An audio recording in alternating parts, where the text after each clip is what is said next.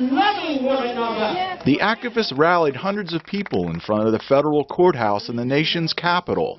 They were demanding a change to self-defense laws and for federal civil rights charges to be brought against George Zimmerman. Richard Payton brought his wife and son to the event. The use of deadly force was not justified, and that Zimmerman should have been convicted of manslaughter or something. Zimmerman, who was Hispanic, was initially not charged with the crime, claiming self-defense.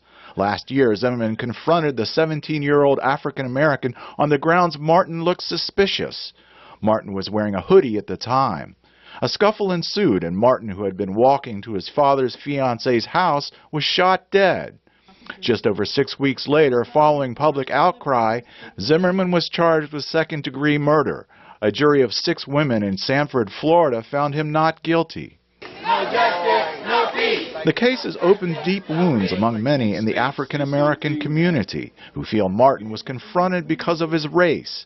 They accuse Zimmerman of racial profiling and violating Martin's civil rights. Linda Powell is from Virginia.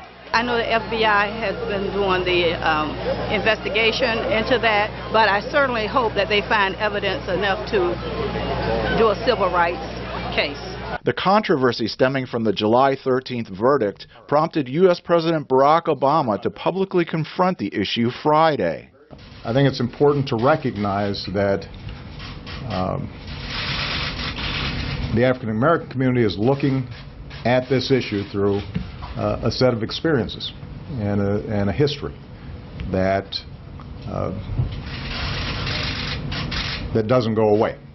The president spoke from personal experience of being profiled as a young black man. He recalled the indignity of being followed and watched in a department store and car doors locking as he crossed a street. Many at Saturday's rally say they have shared that experience. Maurice Jordan, who drives an expensive car, recalled being stopped by police for no apparent reason. It had to be checked and rechecked and double-checked.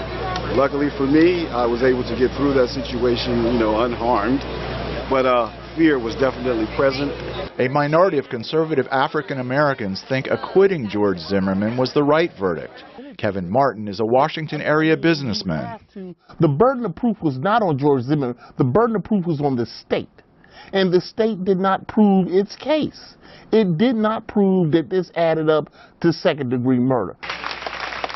Current and former Justice Department officials say bringing civil rights charges will be difficult, but the people who attended Saturday's rallies are pledging to keep up pressure on federal officials.